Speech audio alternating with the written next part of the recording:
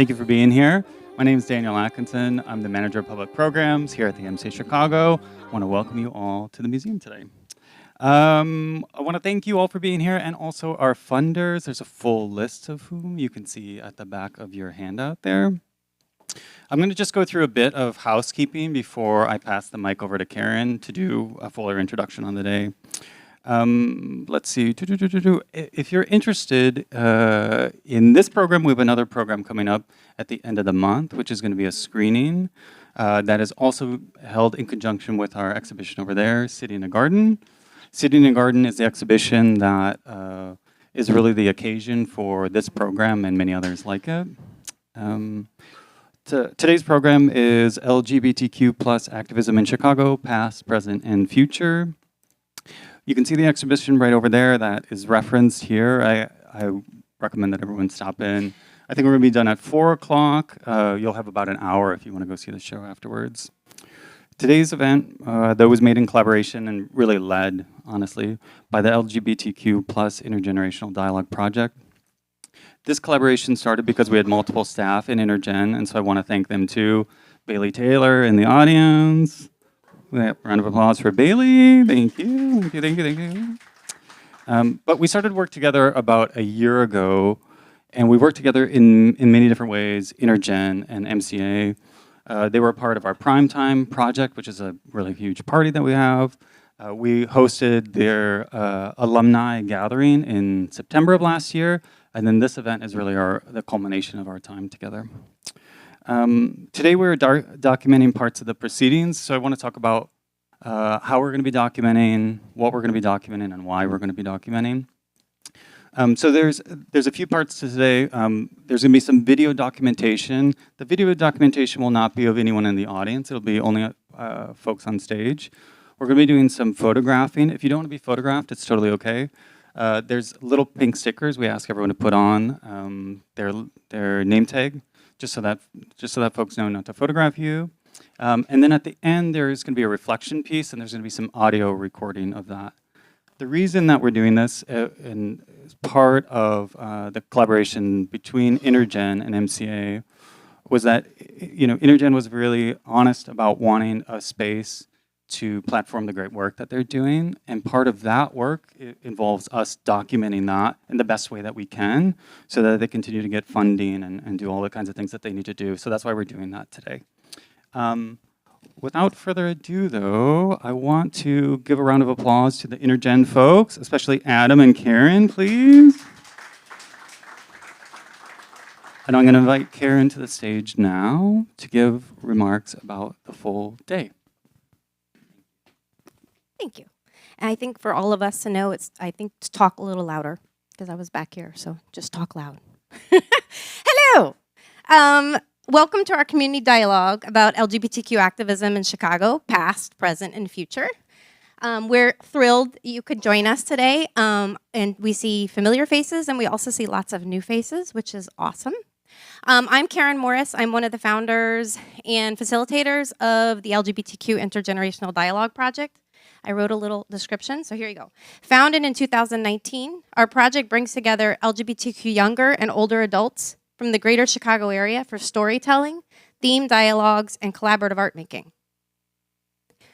We host both an intensive 9-month dialogue series and also public events like this one in partnership with Chicago libraries, public libraries, museums, bars, and LGBTQ nonprofit organizations. Our 7-person team of project leaders range in age from 26 to 75. Many of them, the folks out there are our team, so we have kind of many folks that are here that are all doing this. Unlike most marginalized populations in the US, LGBTQ people rarely interact across generations. We are seldom born into families and communities with openly LGBTQ adults. Society and educational institutions have actively kept youth away from LGBTQ adults in order to, quote, protect them. As LGBTQ people once again become the targets of moral and political crusades, we believe that coalition across queer generations is radical and worth fighting for. This work requires bridging not only generational divides, but significant divisions within LGBTQ populations along the lines of race, ethnicity, class, geography, sexuality, and gender. The Dialogue Project proposes dialogue between differently positioned people as a radical form of self-care for LGBTQ individuals and communities. The work can be messy, emotional, and difficult. It is also glorious and transformational as we figure out who we as LGBTQ people are, what we value, and how we can come together to dream and fight for queer futures. Today's dialogue will begin, as we often do, with storytelling related to the theme. Our storytellers are all alumni of the project's intensive 9-month dialogue series, and one has also been on the project team for 3 years. Check out their bios in the program. You'll see in the program. After listening to their stories, we'll have a brief time for a Q&A session with our storytellers. And then we will move into small groups to dialogue together. Everyone here will be assigned to a small group facilitated by one of the project team leaders. Listen for your name after the Q&A to find out where to go. We'll be here to help you find the right place. The goal of today's dialogue is simple, yet incredibly important. It's a chance for us to talk with and learn from fellow Chicagoans we might not otherwise ever come into contact with. It's an opening in this political and cultural moment to reflect on LGBTQ activism in the past and the present, imagine together what future activism can and should hold, and build connections that strengthen our community. As you move into your small dialogue group, don't be scared. Be excited. Know that several of your fellow group members may be nervous to engage in dialogue, and be present for them. Listen to what others say with curiosity rather than judgment. And remember, dialogue does not equal debate. We're not here to convince others to think what we think, but rather to share our experiences, perspectives, and ideas. It's a start to something more. So without further ado, let's begin with our storytellers, and I'll ask you each to introduce yourselves like your name. Hi, I'm Phyllis Johnson.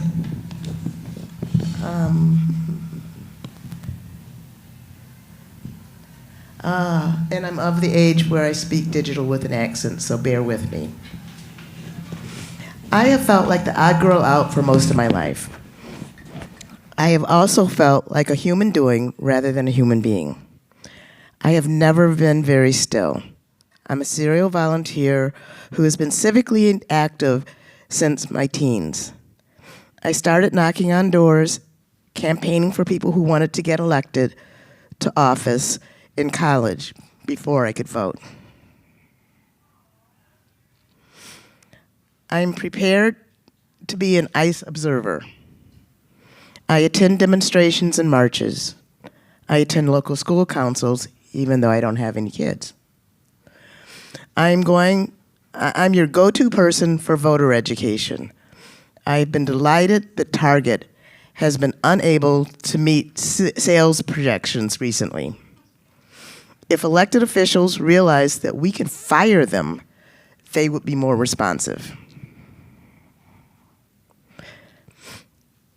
In my 40s, I came out as a lesbian, but still felt out of place. It was at this point that I noticed that many of the former students that I had advised in one way or another were queer. Over the past few years, I have been finding myself, understanding finally how my life experiences knit together into a cohesive me. As a child, I felt small and powerless. I realized later in life that I was an incest survivor. Like most children, I thought I brought this on myself.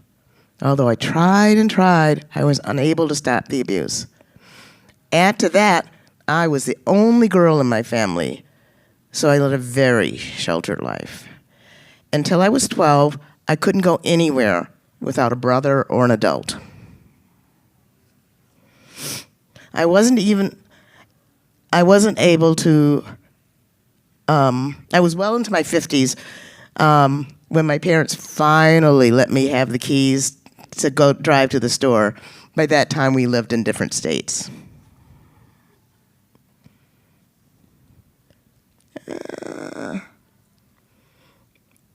When I went to 8th grade, I learned about the Constitution and the Declaration of Independence. I sat in Mrs. Major's classroom, painted in public school drab green. Some of you may remember a time when desks were bolted to the floor. I was captivated by the concepts of habeas corpus and due process.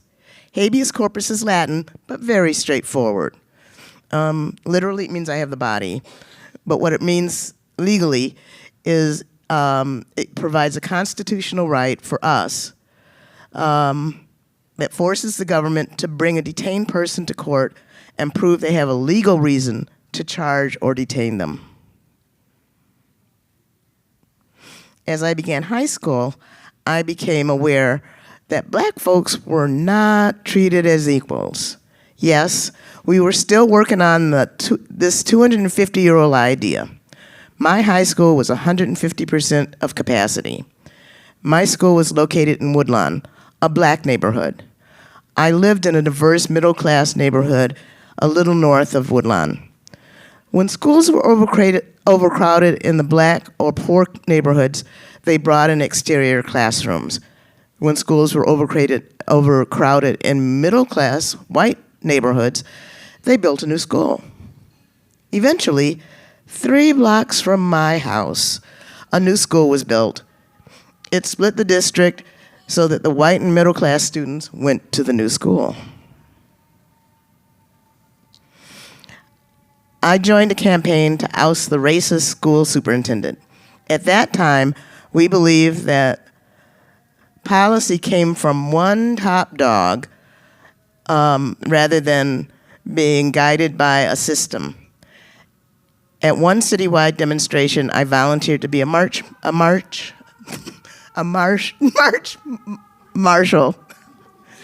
Don't write those 2 words together. I thought my job would be to help marchers. Can you imagine big, tough me working security for Stevie Wonder? All true. We forced the resignation of the school superintendent. I was starry-eyed knowing that with just a few adjustments here and there, society would get it right. As I went into college, I lost my naivete, but I kept my determination. During college, I added electoral politics and voting to my activism. I have harbored a fear of police, but as long as I knew that they were who they were and that they acted right, I thought things were safe. I maintained this belief even though I saw bad things happen to good people by the authorities. I was still okay since the bad authorities were being dealt with slowly but surely. I thought I just had to be vigilant and that bad government could be voted out by thinking aware people. Last year, I was horrified when I saw a video of Rumsaya Ozturk, the Tufts University student, being accosted and kidnapped by masked men, ICE, on the street near her house.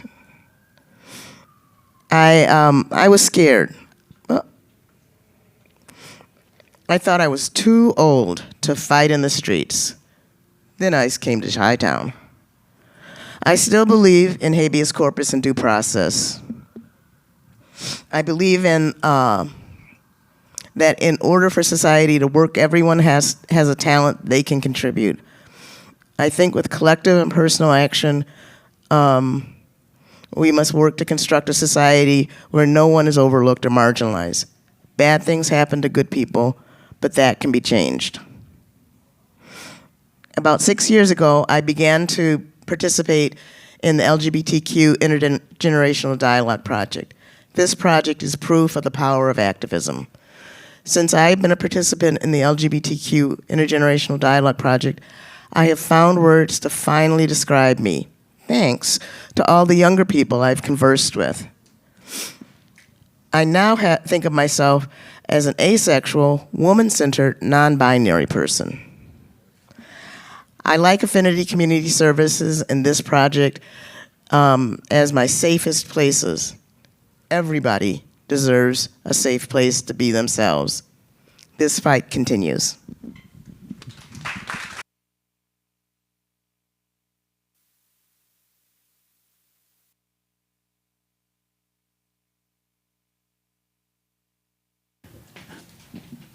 I think I might use the mic stand so I can read from my notes. Thanks, Phyllis. That was a great story.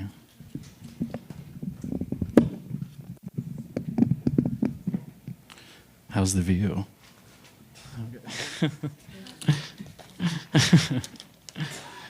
So my name is Ryan Patrick Kruger. Thank you so much to the Intergenerational Project for having me on this.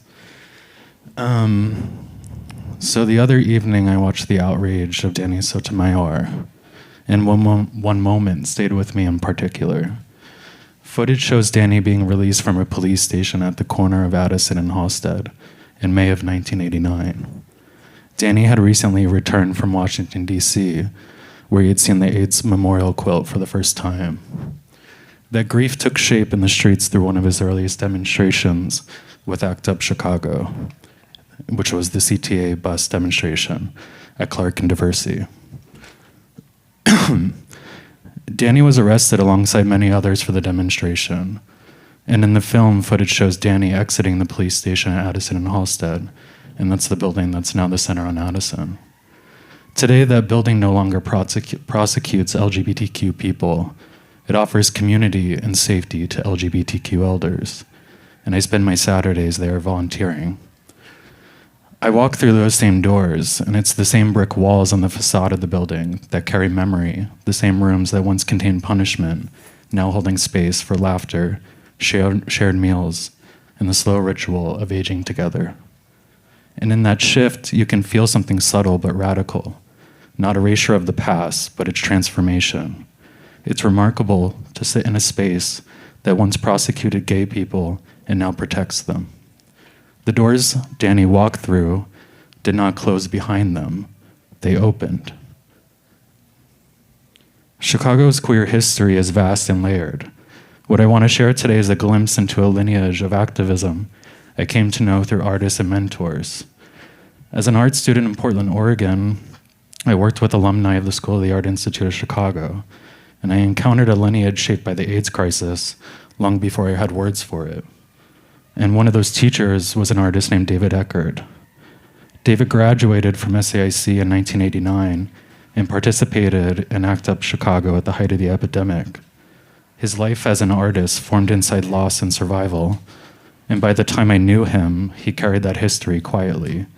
He didn't announce it. It was embedded in his work as an artist and an educator.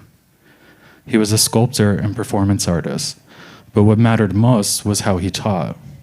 His teaching wasn't about authority, it was about consistency, and he took students seriously, he stayed in touch, and he remembered you. At the time, I didn't recognize that as activism. I thought activism had to be louder, but I've come to understand that what David modeled was a form of activism rooted in care and endurance. And in 2013, he made a video piece called Comet. The camera moves slowly through his studio. He coats his body in Vaseline and then flour. The gesture is quiet, it's repetitive. The flour begins to feel like ash, like what's left after something is burned. In the video, David speaks. He says, "As a younger man in Chicago, I buried lovers, nursed friends, marched in the streets, and skated the razor edge of risk, desire, and disease. Time appeared short. Some burst into constellations that burned forever in my recollection. Others dimmed and left this world alone, scared and forgotten. And I sit here, stunned that I've been granted a middle age, grasping at the glittering comets of those who burn so hot, so fierce and so fast." The video ends with a question. If I surrender completely, who will hold the abstinent guard over my dead lovers? It's not a rhetorical question, it's an instruction. So many LGBTQ artists, activists, teachers, and memory keepers were taken, and many persist in this room. What was lost wasn't only lives, it was mentorship, inheritance, and continuity. Some of us inherited mentorship through absence. We learned to search backwards, to piece together histories that were never formally handed to us. David bridged that rupture for me, not by filling it completely, but by modeling what presence looks like after devastation. His work as an artist showed me that activism isn't only protest or visibility. Sometimes it's staying, sometimes it's teaching, and sometimes it's insisting that making and caring still matter. Responsibility, or let me repeat. David passed away at the end of last year. He was only 60 years old. And so when I returned to comment after his death, I realized the question had already begun to answer itself. Responsibility doesn't disappear when a teacher does, it shifts. If institutions are not always reliable to carry memory forward, then that work lives with us. It lives in how we teach, how we curate, how we mentor, how we gather, and how we create spaces where dialogue like this can happen. The work has never stopped, it's only changed shape. Danny Sotomayor opened doors through confrontation, and David Eckerd kept them open through care. The past and present and future of Chicago LGBTQ activism are both loud and quiet. Activists have come and gone. Some learned lessons here and carried them elsewhere. Others returned, bringing those lessons back with them. Sometimes those lessons bring us here to this room. Activism doesn't always look like unleashed power or public confrontation on a CTA bus. Sometimes it looks like a classroom or David's studio or a room like this. And sometimes it looks like the brick walls themselves, holding the past, present, and future in their quiet structural permanence. Thanks.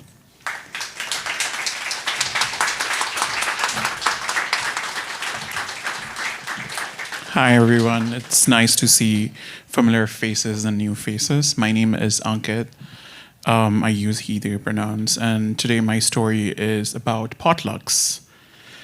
If there's one thing that has become synonymous with my identity, it's hosting potlucks. I thrive when I bring people together for food and conversation. My heart feels full when a living room is packed with gay people who cross boundaries and borders to live a dignified life, even when the dignity came at the cost of staying away from family.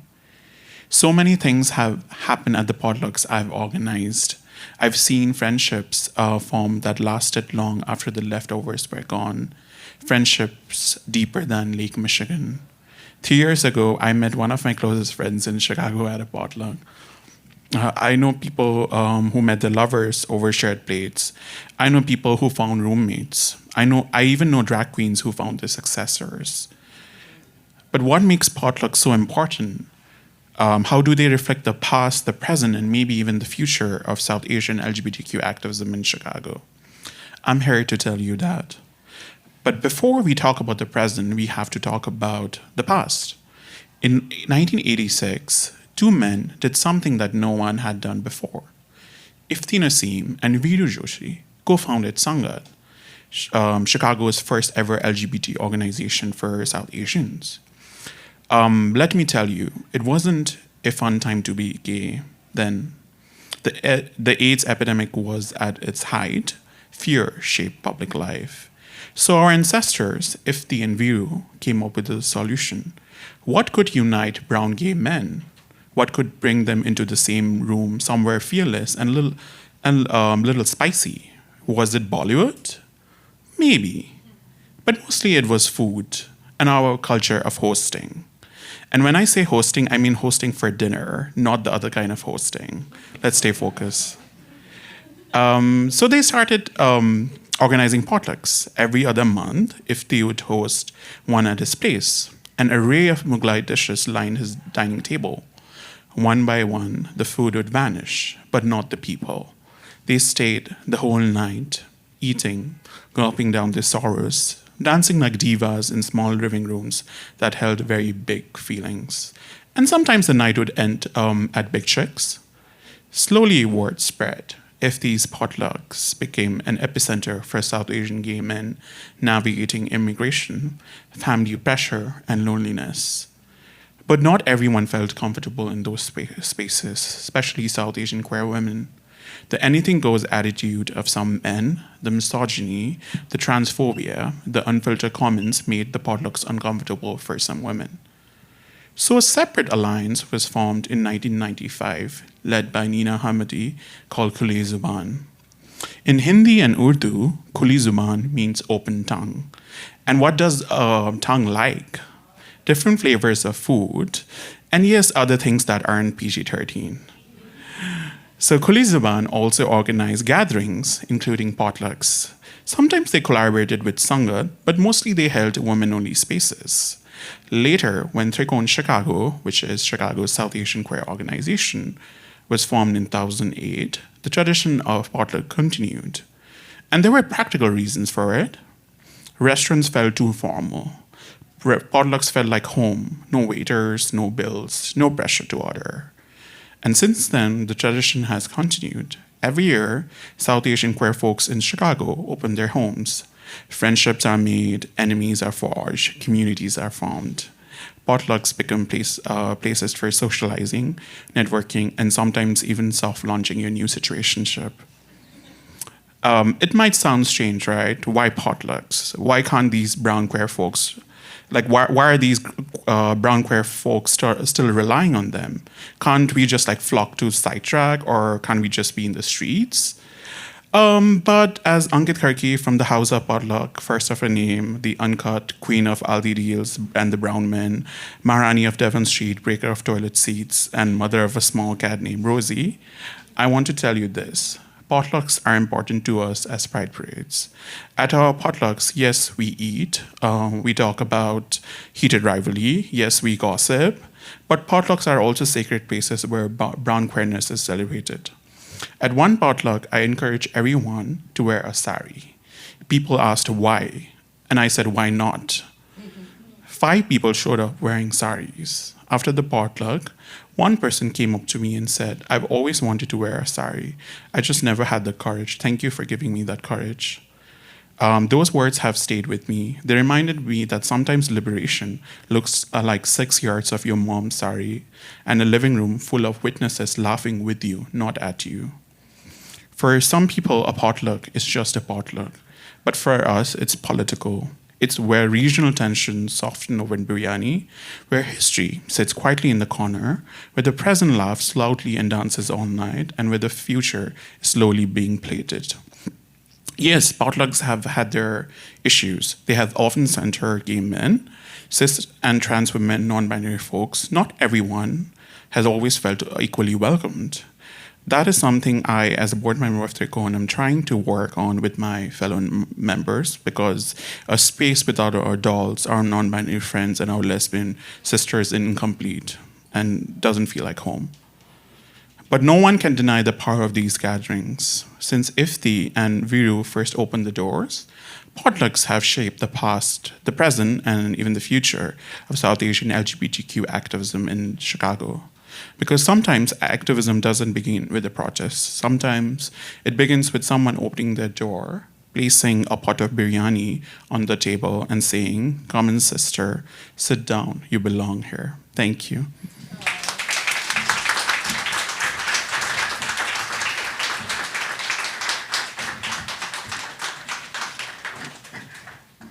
Thank you, Phyllis and Ryan and Ankit. I'm Lizzie. Hello. One of the first things you learn in school is where you are in the social hierarchy. You know whether you're a cool kid or not. I was not. Long before I had the words queer or transgender, I already knew I was different. And I did what other queer kids did. I found a way to survive. Mine was art. At our school, Danny was the undisputed king of cool. He wore a leather jacket, strutted around with his tough guy swagger, and enforced the status quo with the help of his underlings. Sissy kids like me, beware. But I carved out my niche. I was the go-to artist. If anyone wanted a picture of anything, I could draw it. In the mid-1960s, the rat bink, a grotesque bug-eyed hot rod rat, became popular. I learned to draw it, and soon it was the most requested piece. Some kids even paid. A few paid by promising not to beat me up, which was my favorite form of currency. Art became my shield, my way of navigating a world that didn't know what to make of me. My reputation grew until one day, an underling approached me on the playground. Hey, kid, Danny wants to see ya. Danny looked me over and said, Draw me a rat fink, okay? I assumed this was another no beating transaction. I'm going to draw it on notebook paper, I said. Nah. He replied, I got big paper. Can you draw big? I nodded, though I'd never drawn anything big, but I was scared to say no. Come on to my house on Saturday. And there it was, an invitation to the home of the coolest kid in school. Wow, I was climbing up the ladder. Maybe this is what passing felt like. Although I didn't have a word for that either. Danny lived with his mother in an old wood frame building. When I arrived, he didn't bother with greetings. I got the paper inside. We went to the basement, where the big paper turned out to be a large brown grocery bag. This is the paper. Can you draw on it?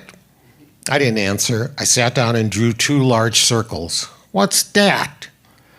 Those are the eyeballs, I said.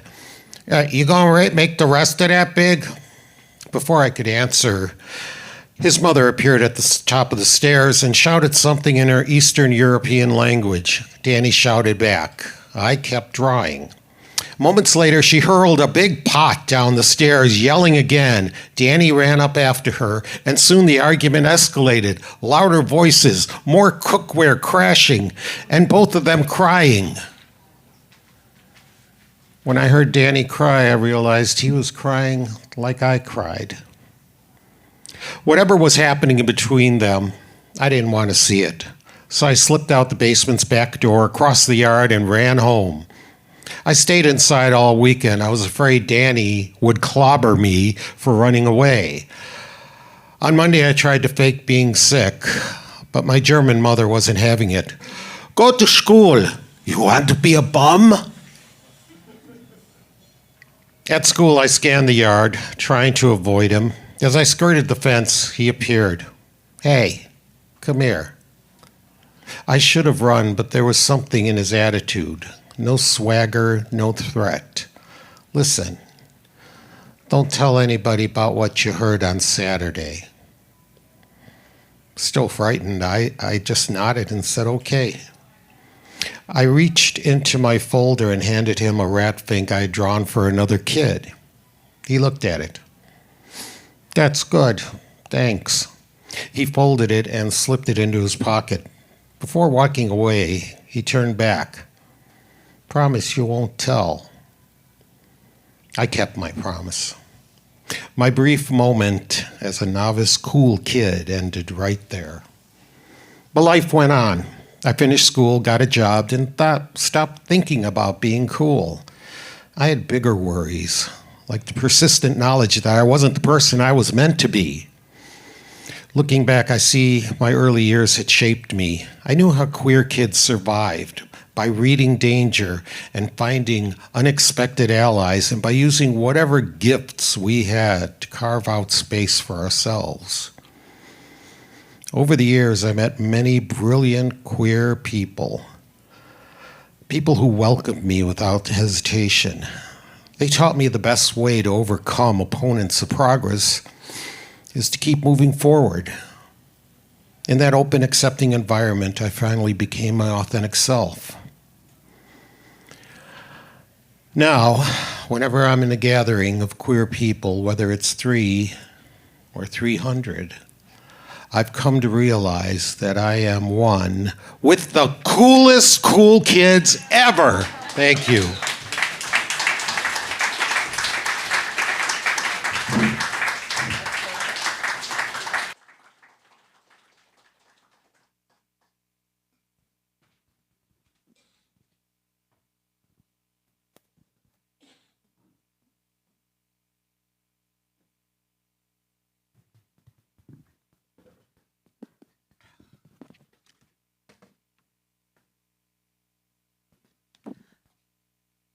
Can we give our storytellers another round of applause?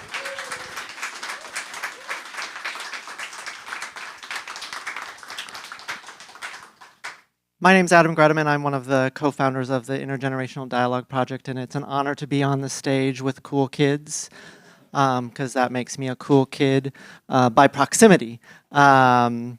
But we want to have a little bit of time for a conversation with our storytellers via questions or comments you have as you are listening to their stories, thinking about the vast ways in which we can think about activism. We can think about the past, we can think about the present, the future, and we can think about the work of art in that. So I want to give some space for folks to ask a question, and Daniel has a microphone and will come around so your question or comment can be projected for everyone to hear. Do we have any initial questions, comments to kick us off? I'm a teacher, so I'm very good at wait time.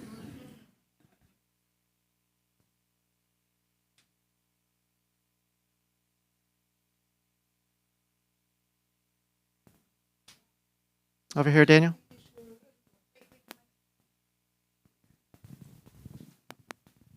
This is actually for each of you. Is it on? Yeah, okay.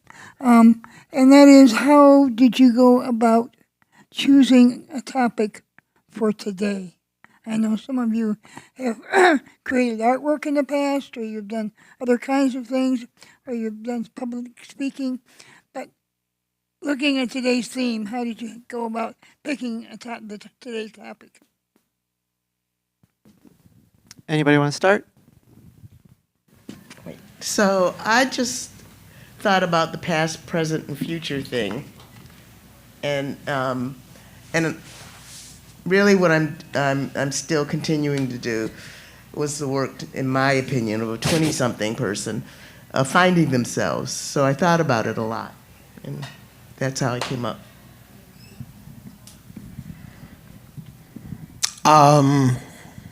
For me, my story was about the past in the pre-Stonewall days, and I think there are a lot of elders here who remember what that was like, and it was pretty scary. You hid every facet of your personality so you wouldn't be discovered, because you did not want to be identified as one of those kids. It would have been so detrimental to just existing. So you did what you could, and for me, picking art actually had me stand out a little in a somewhat favorable light. Hi, Marty.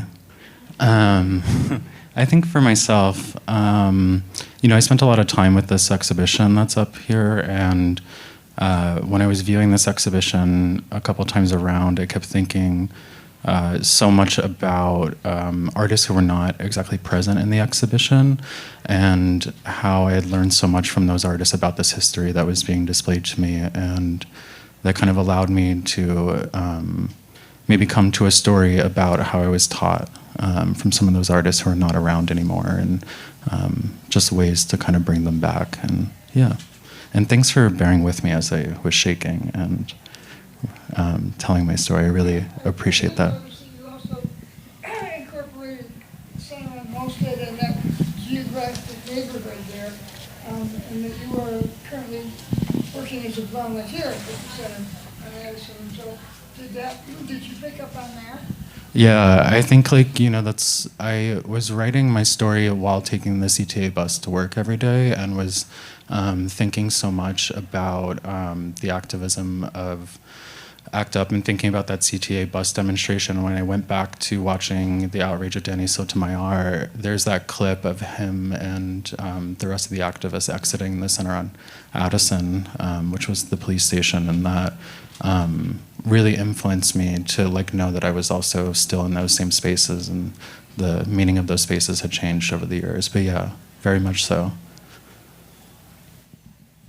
I actually wrote a different story in the beginning, and then I think that story was not connecting with the theme of today's event, and I decided to go with this story because we do a lot of stuff, and a lot has happened in South Asian queer scene and queer movement here in Chicago. But I think potlucks are something that is that people have been doing for years, and I was just interested in exploring what those potlucks mean for people and how it has become like a political side. Yeah. Back there, thank you. Oh, thank you, thank you to the panelists. Everybody did an amazing job. But I had a question for. I think your name is Ankit. Ankit and for Lizzie. So in the African American culture, we also do potlucks, and the organization I'm in, that is the time that you can let your hair down. You get to experiment on your friends with your food. Usually, after you give them wine, they don't say whether it tastes good or bad. So it's a chance really to get an opportunity to do that. So it's interesting that it's cross cultural, and it becomes that safe space, and it becomes an opportunity for you to go to. We go to each other's houses every month, and then you find out something about that person that you can borrow. You find out their art. You find out what types of things, if they have pets, if they have plants, and then that becomes part of your story as well. And I just want to know, for you, was that also a part of the movement, or how you're becoming you're an activist, so to speak, even in your own space? Yeah, I think potlucks are the nature of potlucks are so unique, especially for like immigrants. Because back home, we take hosting very seriously. Where like, let's say someone is hosting an event or like a gathering, it's like people expect that person to cook everything. But here, like when I moved here, like I think I could distinctly see like how people treat labor differently, as well as like how these potlucks are so unique to like especially South Asian diasporic communities. So and also like immigrants. So I just found I found it unique, and also like how people are still like showing up. There have been like I know people who probably moved here to Chicago like maybe 15 years ago, and they're still like showing up for these potlucks.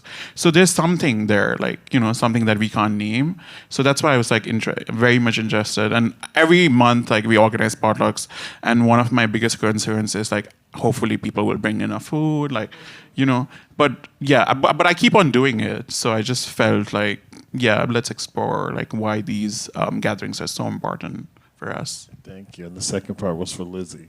So during the 1970s and 80s, I was a little black kid growing up in Denver, Colorado, and the guy with the leather jacket was my crush.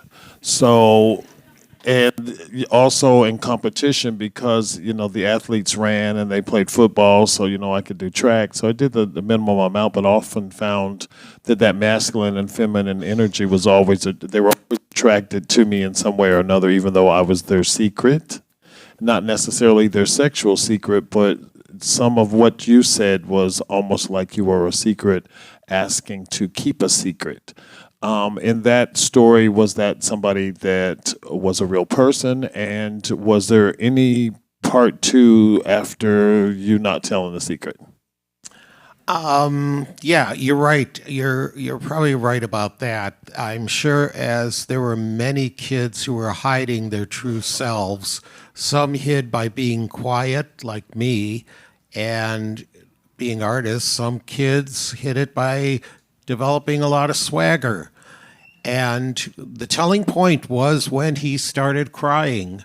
The way he was crying, I didn't think guys like that cried. And when I said he was crying like me, well, he was crying like me. So, however, there was no part two to that, because a few months later, he and his mother moved away. I don't know where they went, never saw him again. But also can't say in my forays into queer world I actually ever ran into him again, although it would be interesting if I did. This is the Jerry Springer moment where we bring him out. Just a good idea, but it's not happening. I wish. I had a few questions about Southeast Asia, And it's a broad area consisting of many different countries, and I imagine that there are differences between the countries. Can you tell us more a little bit about that, and where exactly are you from? And then also, I didn't hear, how do you say the name of the ceremony that you're talking about? And can you spell it so I can understand it, please? The ceremony? Sorry. So I am from Nepal. I was born and raised there in Kathmandu, and then I came here like 4 years ago.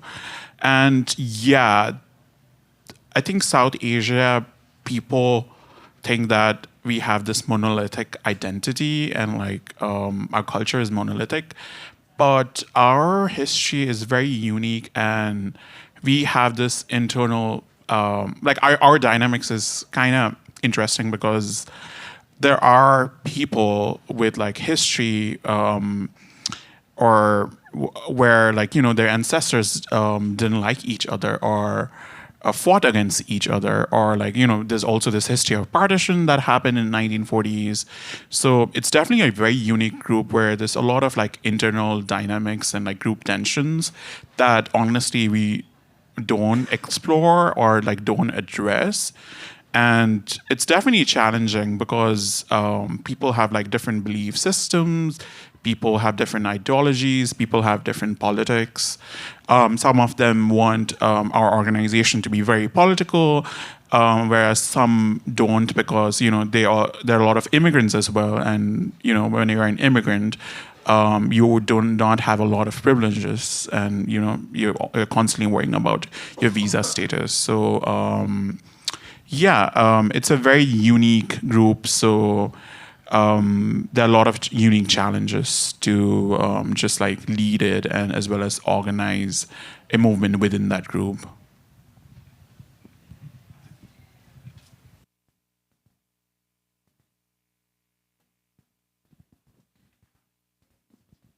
Hi, y'all. Thank you so much for speaking today. It's been great. We're in this beautiful space and here at the MCA, and I wanted to hear from y'all what you think or how you think the museum can be a partner in not only telling the stories, but the activism itself that we're talking about here today.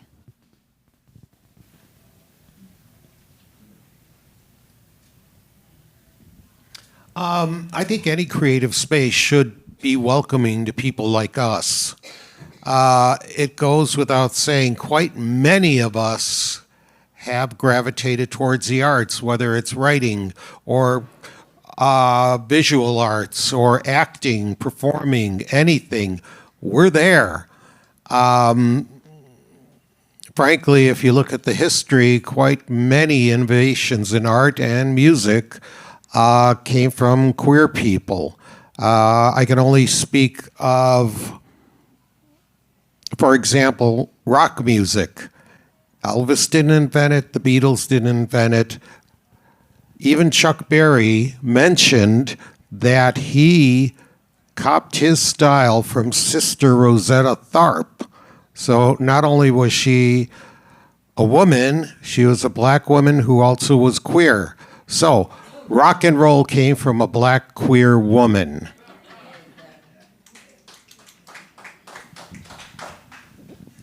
So yes, I'm sorry, I got off on a tangent there, which I tend to do. These guys will verify that. But yes, spaces like this, I would hope, host events like this more often.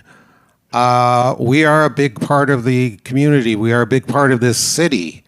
And I'm grateful for the City in the Garden exhibit, and I hope there are many, many more like that. Thank you. Here's one thing that would be really easy to do. So the MCA has been hosting, among other things, performance art from way back in its beginning, as soon as it started doing performance things. But I'm wondering, if you look back at those bios of the artists, do you encourage them to list their queerness?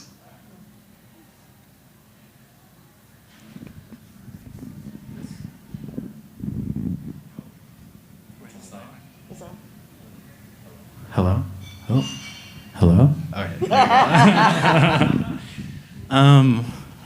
I like your question. I like your question a lot. I think there's, one thing I was thinking while writing my story, especially speaking within like an institutional space like this, and with an exhibition such as City in the Garden, is that I think so much about activism is that it's passed down through memory, and it's not always. It's something that turns into teaching, or it turns into just dialogue and conversation. And sometimes I think with museums, it's like less than 15 years ago that we're looking at the way that an exhibition like Hide Seek at the Smithsonian was censored. And like we're not so far away from that history, right? And so with an exhibition like City in the Garden, I can still contextualize it within that recent history of how exhibitions like this don't always exist, and they don't always have the funding, and they don't always have the space to truly actually happen. And so, yeah, this is like what your question made me think about. I don't know if it's an exact answer or response to it, but I think one ways institutions can kind of sustain these conversations is one by like, obviously continuing these exhibitions, letting them travel, but like putting an emphasis on their collection and purchasing queer work, and teaching from that collection. But yeah.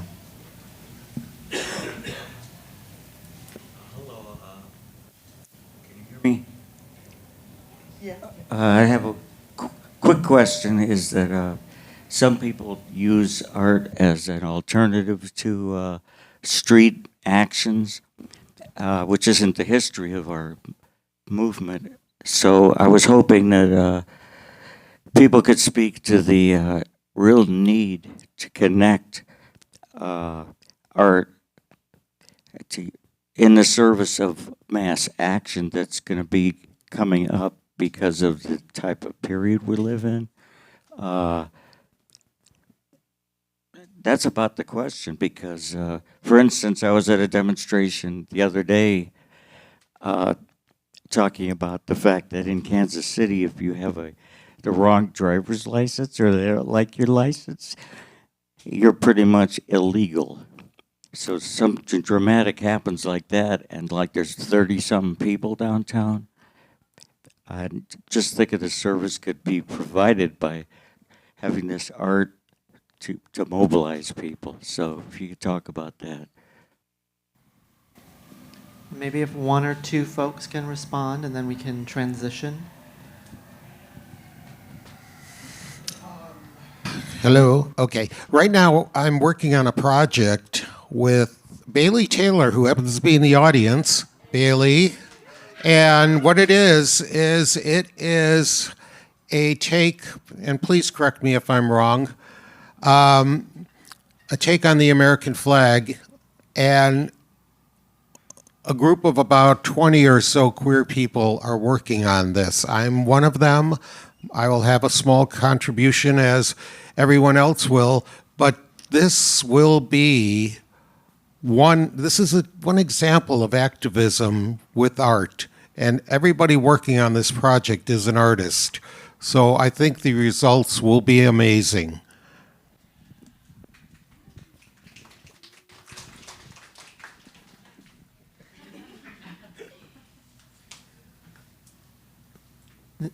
You want to say anything, Ryan? Can we preface the question again? Ellie? Sorry. Just connecting, using art to mobilize people to get into the streets, to fight for change. Yeah, I think there's, if we were to look at an exhibition like, sometimes art stays kind of hostage inside of institutions, and I think something that we learned from the 80s and what was happening, especially with ACT UP and the work that they were making, and especially some of the artwork, is that art, we can use public spaces to generate pretty powerful art, especially bus advertisements, any type of displays like that. And so I wonder, when there's going to need like an there is an urgency, right, for this type of like public work, and maybe kind of holding queer art hostage inside of institutions isn't the only way to have productive conversations about maybe some of the most important conversations that are happening within our community. So yeah, if you want to make some public art and put it on bus stops, I'm down. Let's do it. All right. Thank you again to Phyllis, Ryan, Ankit, and Lizzie.